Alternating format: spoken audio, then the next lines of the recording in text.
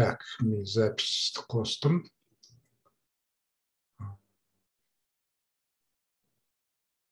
Демонстрация.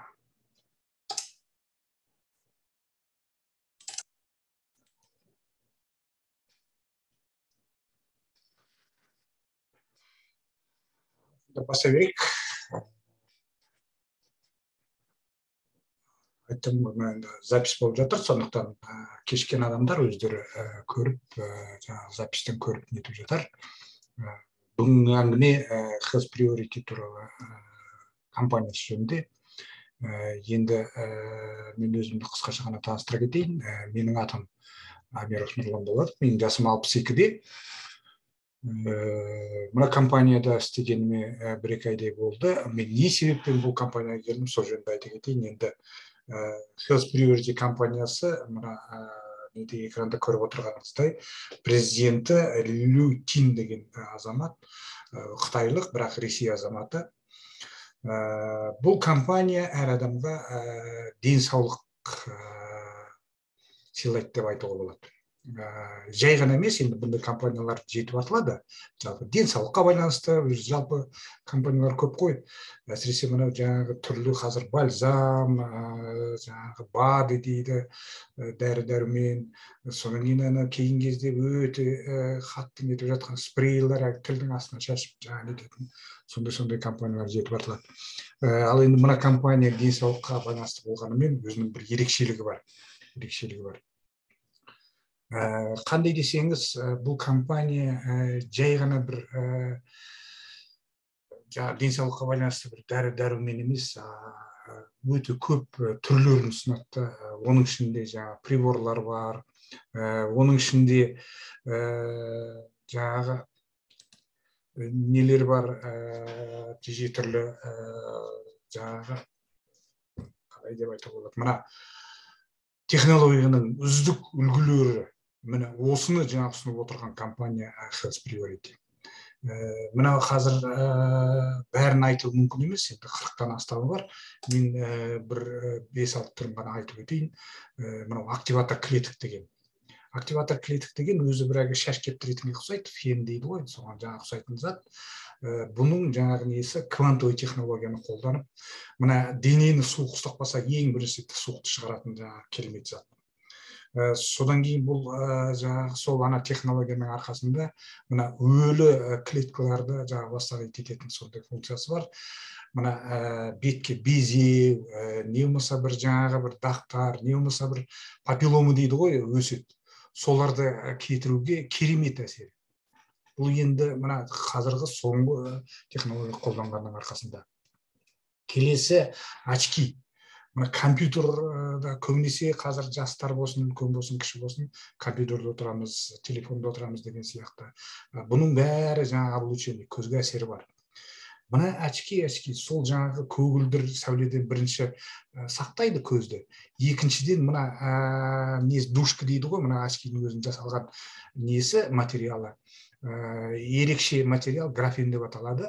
Бұның бір жаңағы сәуле беріп отырады. Отрицательный анионы дейді. Отрицательный анионы дейді сәулесі. Сол сәуленің арқасында мына микробтарды, нелерді өлтіріп отырады. Мына алдыда бәлен-байрастар еді. Ол бір. Екінші сол жаңағы аниондар мына көздің жұмысына, мына мұрынның жалпы бет жұмысына өте әсері керемет сондай жаңағы очки.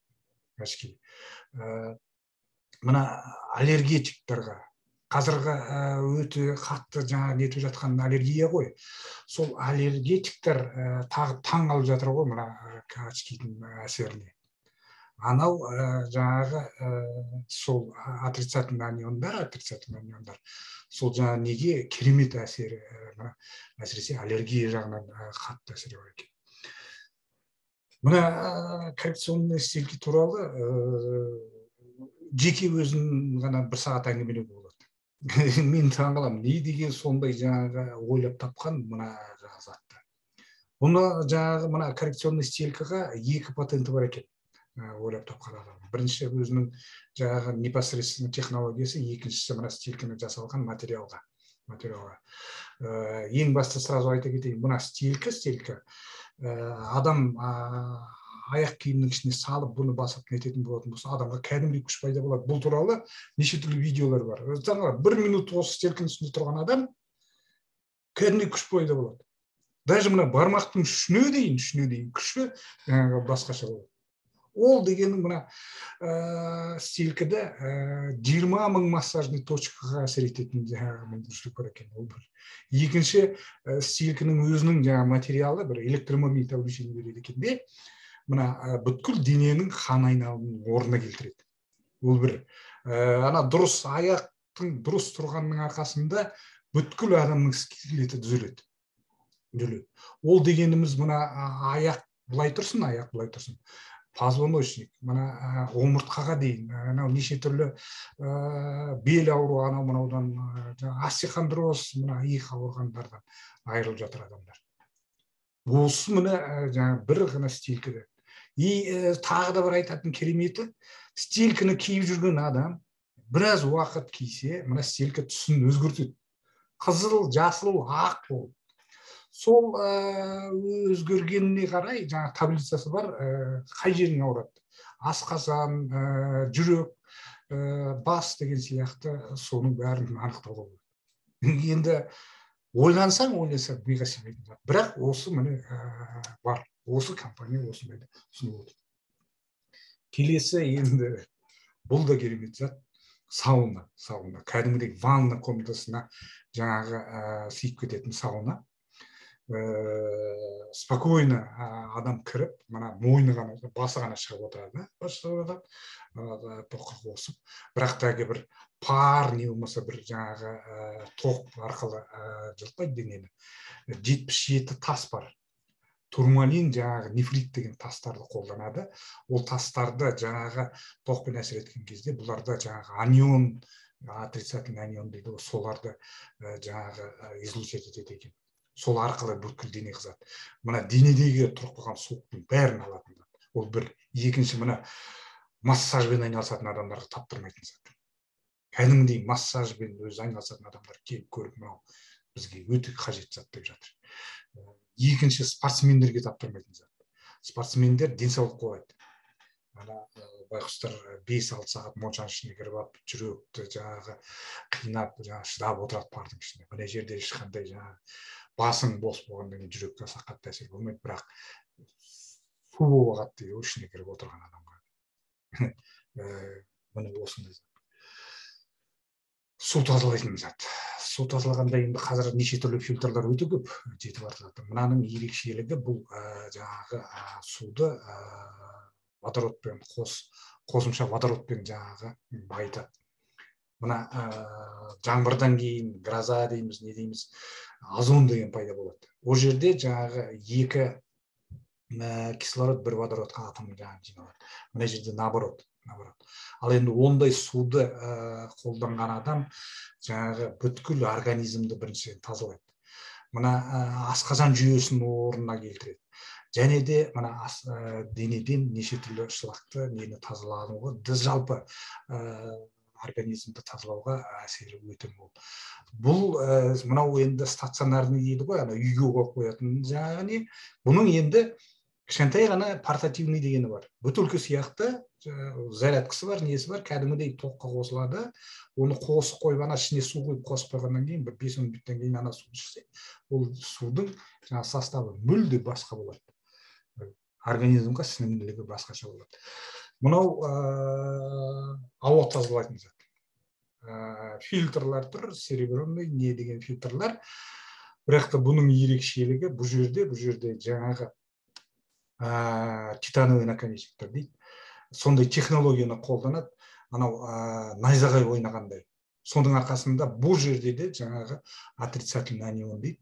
Отрицательный анион дегеніміз мына жалпы денеде неше түрлі жаңағы ауру нелердің пайда болатын себебі мына клеткаларымызда өзгеріс пайда болады екен. Ол өзгеріс болған клеткаларда жаңағы катионный деген жаңағы положительный заряженный частицалар көбейгеннің арқасында жаңағы неше түрлі воспалениялар организм ауруға шалдығады екен. Ал енді мына отрицательный сол плюс пен минус қосылып, ананы нейтрализовать етіп, ауру солданады. Міне, мынау кәдімгідей жаңа соны ауаға жаңа таратады. 5-10 минут комнатаңызға қосып қоятын болатын болсаңыз, кәдімгідей таудан самал еседі ғой, кешкісін не болмаса бір жаңбырдан кейін тура сондай ауа пайда болады. Және де бүткіл ауадағы микроб, неше түрлі жаңа аллергендердің бәрін жояды. Бұл да аллергетиктерға өте таптырмайтын зат. Аллергиямен қиналып жүрген адамдарға мына бірінші очередь алып, осыны үйлеріне қою керек. Енді мен өзі көп жаңа компанияларда істедім, айтып отырмын ғой, жаңа көбісі жаңағы бір бальзамдар ұсынады, не болмаса бір дәрумендер ұсынады деген сияқты. Оның ішінде компаниялар бар, мен мына жаңағы әйелдерге арналған заттарды тарататын. Бірақ та мен өзім бұл туралы жаңағы әңгімелемеуге нетуге тырысатын, бірақ та мына көзім жеткеннен кейін мен енді бұны жүрген жердің бәрін жерінде айтамын деп отыр. Мына әйел заты қолданатын прокладкалар бізде қазір сатылып жатқан Procter & Gamble дейді, Naturell, анау мынаулардың бәрі мусордан жасалады екен ғой. Мусордан ойлаңыздаршы. Біздің жаңағы аналарымыз бар, әйелдеріміз бар, қыздарымыз бар деген сияқты, солар соны пайдаланады екен. Мына дамыған елдерде бұл жаңағы натуральный нелерден жасалады екен бұл прокладкалар. Ал бізге келіп жатқаны тура сол марка, тура сол эмблемамен, бірақ та олар уже переработанный мусордан, неше түрлі полиэтилен, сонан кейін осы прокладкалардың өзін қайтадан переработка жіберіп, хлормен тазалап, ағартып, қайтадан жуып шайып, пакетке салады екен деп жібереді екен. Ал кейбір заттар бәрібір қалады, ол толық тазалауға мүмкін емес қой. Мына жаңағы осы компаниядағы жаңағы нелер, бұлар ерекше таза заттан жасалған. Екінші бұда чип дегені бар. Енді чипқа келмейді, мынандай бір пластик. Сол пластиканың әсері жаңағы баяғы анион. Бұны да Қытай елінде кәдімгідей жаңағы премия тағайындап, 7 жылдың ішінде адамдар тауып шыққан зат екен, жаңағы чиптар. Сол чиптармен қосып, осындай жаңағы гигиенический прокладкалар жасап жатыр. Әйел организмі таптырмасы. Ол бір. Екінші, мен бұны ашық айтып отырғаным, мына ер азаматтарда да көбінесе кездесетін геморрой деген проблема бар. Өте қиын, өте ауыр. Соған жаңағы бір емнің бірі осы прокладканы қолданса. Детокс дейді. Детокс деген бұл организмді тазарту. Енді қазір көзіміз ашық, көкірегіміз ояу деген сияқты білеміз. Организмда шлак деген зат бар. Әсіресе мына ас қорыту жүйесі жаңағы тамақты шебереміз толығынан тазармайды деген сияқты сол жиналады екен. Соны тазарту үшін жасалған зат. Енді бұндай детокстар көп компанияларда кездеседі. Мына компаниядағы беріп отырған бұл детокстың ерекшелігі, басқа компанияларда 1 ай керек болса, жаңағы нені ішіп, жаңағы сол детокстар, не болмаса бір жаңағы диета сақтап сөйту керек болатын болса, мынаны 1-ақ күнде өтеді адам. Өзінің пакетиктері бар, 1 сағатта мынада, 2 сағат, сол 1 суткіде осыны ішіп шықса, организм толық тазарып шығады. Енді қолданған қыз-келіншектер, жігіттер де бар, әсері ерекше деп отыр ғой, ерекше деп отыр. Коэнзим дейді. Коэнзим деген бұл фермент, мына адам ағзасына өте қажет зат. Әсіресе мына жүрек ауыратын адамдарға, жалпы мына қан айналым жүйесіндегі ауқаты бар адамдарға таптырмас зат. Бұл осы өткен ғасырдың аяғында табылды. Бұл фермент тапқан адамдарға кәдімгідей Нобель премиясы берілген кезінде. Енді әр компаниялар, көп компаниялар бұны қолданады. Мына компанияда да бұл коэнзим деген осындай препарат бар. Енді айтып отырмын ғой, айта берсе көп. Көп әлі айтатын заттар. Ерекше тағы да бір музыкальный очки бар, мысалы. Ол очкимен, мысалы, музыканы да тыңдауға болады, телефонмен де сөйлесуге болады ол очки арқылы. Қазіргі наушникқа қарағанда жастар тағып құлағын құртып жүр ғой, біріншіден. Екіншіден, ештеңе маңайдағын естімейді. Құлаққа тағып жол апатына да түсіп жатады, пойыздың астына да түсіп жатқан соған естіледі. Мынау очки маңайында естиді. Жаңағы өзінің тыңдап келе жатқан музыкасын, жаңағы телефонмен де сөйлесе береді. Сағат бар, ерекше сағат. жаңағы мынандай сағат қолға тағып жүреді. Бұл шагомері бар, несі бар, және де давлениеңді көрсетіп отырады, температураңды көрсетіп отырады. Бұл сағаттың несі осы компанияда сатып алған адам егер де күніне 10 мың адам жүріп жататын болатын болса, оған жаңағы бонус ретінде $10 төлеп отырады. Bir жеті үзбей жүрсе $100 төленеді. Міне осындай ерекше компания. Әр адамға мынандай продукция бар екен, мынандай бір товарлар бар екен деп ұялмай айтатын сондай компания. Бірақ бұл ерекшелік емес. Мен өзім именно осы компанияға келіп отырғаным, жасыратын ештеңесі жоқ. Бұл бизнесте жүрген әр адам ең бастысы әрине денсаулық та керек. Бірақ та қазіргі жағдайда көбісі бір жаңағы бір табыс тапсам, бір қол жеткізсем деген сияқты сондай оймен келеді. Соған ерекше мүмкіншілік беріп отыр бұл компания. Ол үшін маркетингісі бар. Маркетингісі ерекше, ерекшелігін қазір айтып өтуге тырысайын. Міне 3 пакет. 250 PV дейді, 500 PV, 2000 PV. Бұлар енді сол алған товардың көлеміне қарай $250-350 дейін барады. Әр алған товар PV береді де, сол PV мен есептеледі, 250 PV жинау керек. Бірақ та нақты мынаны не болмаса детокс, не болмаса біреу бат, бірдеңені нақты соны аласың деген әңгіме жоқ. Адам өзі қарап, таңдап, ішінде қайсысы өзіне қажет деген затын алады. Мысалы, бірақ зат бір жаңағы саунадан алған адам сразу 500 PV алады.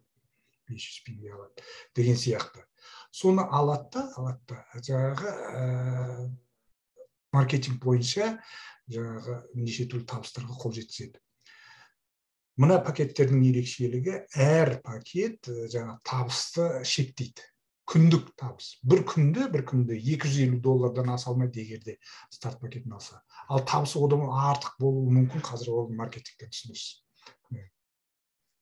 Стандарт, мысалы, $500 аспау керек, келесі 2000-нен аспау керек деген сияқты. Сондай пакетті алған адам 6 түрлі табысқа қол жеткізуге мүмкіншілігі бар. Ең бірінші степовый бонус, содан кейін бинар, бонус повторных покупок дейді, туристический, автомобильный и глобальный бонус дейді. Степовый бонус. Әр компанияда біз бәріміз білеміз, әр компанияларда істеп жүрміз. Ең бастысы бірінші адам алатын жаңағы бонус ол реферальный дейді. Бұл жерде реферальный деген жоқ. Бұл реферальный деген тікелей шақырымнан. Біреуге бір ұсыныс жасадық, ол кісі жаңағы нені сатып алды, сол сатып алғанның арқасында бізге жаңағы бонус түсу керек. Бұл жерде ондай жоқ. Степ дейді. Сіз тіркелдіңіз бір пакетпен. Сонан жаңа сізден кейін енді адамдар тіркеле береді ғой, енді сіздің спонсорыңыз бойынша. Дізіліп бір жағыңызға бір адамдар тіркелді дейік. Сіз білмейсіз ол. Енді сіз келесі жағына бір адам тіркесеңіз, сразу содан жаңағы 50% сізге тіркеледі. Мысалы, сол жағыңызда бір адам 500, оң жағыңызға бір адам 500 пакетпен кіретін болатын болса, сізге сразу $250 моментально жаңағы кабинетіңізге төлеп береді. $200 жаңағы наличный ақшамен шығарып алуға, $500 бонус ретінде. Келесі немен бойынша, мысалы 2000 бір жаққа, 2000 екінші жаққа тұратын болатын болса, $1000. Бұл аз жағына қарай есептеледі. Мысалы бір жаққа 2000, бір жаққа 500 десе, онда 500-ден төленеді. Мына кабинетте өзінің жаңағы несі бар, функциясы. Тұрған адамның астына апарып қоюға мүмкіншілік бар. Солай мына степ дейді бұны. То есть екі адамнан, ол сіздің шақырған адамыңыз, жоғарғы спонсор, не болмаса сіздің шақырған адамның жаңағы адамы деген сияқты. Әйтеуір екі адам астыңызда пайда болса, сразу сізге степ төленеді. 50% жаңағы пакетке байланысты. Ал енді сол степке қатыспаған жаңағы енді адамдар бір-бірден ғана болмайды ғой, мысалы, өздері шақырып жатады, олар да жаңағы адам шақырады деген сияқты. Сөйтіп, екі жағыңызда команда, мысалы, кеңейе береді. Сол кезде, мына степке қатыспаған бонустар бинарға кетеді. Бинар кіші жағынан 10%. Мысалы бір жағына 2000-ның адамы келді, степке қатыспайтын. Бір жағына 500-дің адамы келді. Сол 500-дің жаңағы 10% $50 сразу сізге моментально сол кезде кабинетіңізге есептеледі. Үшінші бонус повторных покупок дейді. Бұл әр компанияда активация деген бар. Міндетті түрде ай сайын бірдеңені алып отыру керек, бірдеңені қолданып отыру керек деген сияқты. Сондай шарттар бар көп компанияның. Мынада ондай шарт жоқ. Тек қана осы бонусты алу үшін, ана кіші пакеттер 250-500-дік пакеттер жаңағы активация жасау, то есть бір зат алу керек, бір $30. Сол кезде ол осы жаңағы нені бонусты алуға мүмкіншілік алады. Қалған бонусқа әсері жоқ. 2000-дік пакет алмауға болады, жаңа жылға дейін бұлар одан босатылған. Енді бұл жерде 5% повторный покупок дейді. То есть сіздің адамыңыз өз активация жасағаннан кейін жұмыс жасап жатыр, сондықтан тағы да бірдеңе алғысы келеді ғой енді. Не болмаса активация жасайды, не болмаса жаңағы мен өзім мысалы талай заттарды тағы да алғым келіп отыр. Өзім пакетімнен басқа. Енді сол адамдардың алған сондай сатылымдарынан 5% төлеп отырады. $250 пакетке 3-ші линияға дейін, бірінші, екінші, үшінші линия. Мысалы, бірінші линияда сатылым болмаса, екінші линия бірінші болып есептеледі, сондай жаңа компенсациясы бар, компрессия дейді. $500 жаңа пакет 6-шы линияға дейін, 2000-дық 9-шы линияға дейін. 9-шы линияда қанша адам бар, өздеріңіз есептей беріңіздер. Солар бір бүтіндей зат алып жататын болатын болса, соның 5% есептеліп отырады. Бұл айына бір рет есептеледі. Айына бір рет. Квалификация, 6 түрлі квалификация бар. Директор, региональный директор, национальный дейді, интернациональный директор, бренд амбассадор, роял амбассадор. Бұл енді объемға байланысты, өзіңізден кейінгі команда қанша жаңағы сатылым жасады, қанша товар сол жерден өтті, соған байланысты жаңағы статуста өсе береді. Бірінші жаңағы квалификацияны орындаған адамға бұл міндет емес, өздігінен жаңағы орындалған кезде туристік бонус төленеді $100. Екіншіге де $100 төленеді. Үшінші статусты орындаған адамға $500 төленеді. Автомобильный болып есептеледі. Төртінші, бесінші, алтыншы квалификацияға компания. Бүткіл компанияның товар оборотынан мировой товар оборот дейді, соның 1%-ін жаңа төлеп береді. Бүткіл компания. Мысалы, төртінші квалификацияны 200 адам орындайтын болатын болса, осы айда соған жаңағы 200 адамға бөліп береді сол 1%-ті. Бесінші квалификацияны мысалы 20 адам орындады. Значит, 20 адамның арасына бөліп береді. Алтыншы квалификацияны 2 адам орындаса, сол 2 адам жаңағы 1%-ті бөліп алады. Ал енді алтыншы квалификацияны орындаған адам мына астындағы түгел 5-нені де алып шығады. Міне, қысқаша ғана компания туралы, қысқаша ғана маркетинг туралы осы. Енді неге мен бұған келдім, бұл компанияны жұмыс жасап жатырмын дейтін әңгіме болатын болса, мінекей ерекшелігін мен қысқаша ғана айтып өтуге тырыстым. Біріншіден товарлары енді бірінен бір өтеді ғой. Товарлардың ішінде мынандай жаңағы не бар, ұстам бар компанияда. Егер де бір товар өтпей жататын болатын болса, оны алып тастайды да орнына басқа. Буквально бүгін жаңадан тағы да бір товар келіп қосылып жатыр. Био массажер дейді, енді оны әлі толық білмейміз не екенін. Мына есептелген бонустар моментально қазір мысалы зачисление болып, жаңағы кабинетіңізде обновление жасасаңыз, уже бонустар тұрады ғой, сразу карточканы шығарып қолдана беруіңізге болады. Міндетті түрде жаңағы ай сайын бір покупка жасау деген әңгіме жоқ. Жиналған статусыңыз, мысалы, келесі айда сіз кейбір компанияларды дәлелдеуіңіз керек. Мына бір статус жасадыңыз, келесі жаңағы статусқа дейін жету керек деген сияқты әңгіме бар. Не болмаса жаңағы өзіңді постоянно жаңағы доказывать етіп отыр. Бұл жерде ондай ештеңе жоқ. Бүткіл жаңағы квалификационный бонустар жиналады, жаңа айтып кеттім ғой, 6-шы жаңағы жинаған адам орындаған квалификацияны бүткіл жаңағы бонустарды айтып кетеді. Мінекей. Ең бастысы, бұл компания енді ғана жұмысын бастап жатыр. мысалы бұл компания бір 5 жыл не болмаса 10 жыл осы нарықта жұмыс жасаса, ол жерде бастап кетіп не болмаса ол жерде жұмыс жасау қиын болар еді. Мына жерде бұл компания туралы әлі ешкім білмейді деп болуға да болады. Мысалы Қазақстанға осы жылдың мына 22 жылдың май айында ғана келді. Ресми түрде ашылу салтанатты мероприятиясы Астанада 9-10 май күні өтті. Мінекей. Міне қысқаша ғана компания туралы айтайын дегенім осы. Ереке енді лично жаңағы неге қатысып отырған өзіңіз ғана сұрақтарыңыз болса, микрофонды қосып сұраңыз, не болмаса чатқа жазыңыз. Егер де сұрақтар болмаса, онда жаңағы мені презентацияны осымен тоқтатып, мен записьті ертең жаңағы чаттарға, жаңағы жеке адамдарға жіберемін өз бастарыңызға.